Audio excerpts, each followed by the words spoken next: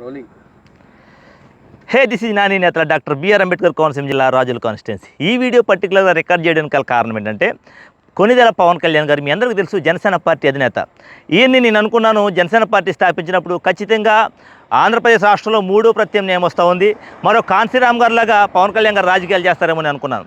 అయితే పవన్ కళ్యాణ్ గారు కాన్సీరామ్ లాగా రాజకీయాలు చేయడం మానేసి నాకు తెలిసి ఒక చెంచా రాజకీయం చేస్తూ ఉన్నాడు ఆయన, ఒక బానిస రాజకీయం చేస్తూ ఉన్నాడు ఆయన. ఏంటి అని అంటే, ఇవాళ ఆంధ్రప్రదేశ్లో 175 సీట్లు ఉన్నది.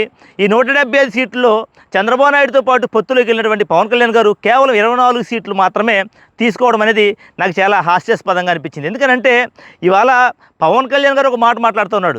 ఏమంటాడంటే, ఈయన ప్రతీకారం అంటూ ఉన్నాడు. ప్రతీకారం అంటే కాపు సోదరులందరూ కూడా, ఇవాళ కాపు కమ్యూనిటీ అందరూ కూడా జగన్మోహన్ రెడ్డి గారి మీద ప్రతీకారం తీర్చుకోవాలని మాట్లాడుతూ ఉన్నాడు. అయ్యా పవన్ కళ్యాణ్ గారు, నేను ఒక విషయం మిమ్మల్ని సూటిగా అడుగుతా ఉన్నాను. అంటే ప్రతీకారం తీర్చుకోవాలనుకుంటే కాపు సోదరులా, లేకుంటే మీరు తీర్చుకోవాలనుకుంటా ఉన్నారా, లేకుంటే మిమ్మల్ని మాట్లాడిస్తున్న వాళ్ళు తీర్చుకోవాలనుకుంటా ఉన్నారా? అంటే చంద్రబాబు నాయుడుకి అవసరం ఉంది వైఎస్ఆర్ కాంగ్రెస్ పార్టీ మీద ప్రతీకారం తీర్చుకోవాల్సినటువంటి అవసరం, లోకేష్కి అవసరం ఉంది జగన్మోహన్ రెడ్డి గారి మీద ప్రతీకారం తీర్చుకోవాల్సిన అవసరం. అంటే చంద్రబాబు నాయుడు గారు యొక్క ఆలోచన, లోకేష్ గారి యొక్క ఆలోచన, వీరిరువురు ఆలోచనలు తీసుకొచ్చి కాపు సామాజిక వర్గం ద్వారా, కాపు సోదరుల ద్వారా ప్రత్యామ్నాయంగా ప్రతీకారం తీర్చుకోవాలని చెప్పేసి మీరు ఆలోచిస్తూ ఉన్నారా?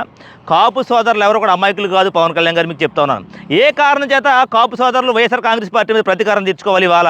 అంటే ఆంధ్ర రాష్ట్రంలో కాపుల సంక్షేమం కోసం వేల కోట్ల రూపాయలు ఖర్చు పెట్టినటువంటి జగన్మోహన్ రెడ్డి గారి మీద ప్రతీకారం తీర్చుకోవాలా? ఏ కారణం చేత తీర్చుకోవాలి? ఏమన్నా ముద్రగడ పద్మనాభం గారిని ఏమన్నా ఒక కాపు ఉద్యమ నాయకుడిగా ఉన్నప్పుడు ఇంట్లోంచి బయటకు లాక్కొచ్చి ఏమన్నా దాడులకి జరిపించాడా జగన్మోహన్ రెడ్డి గారు?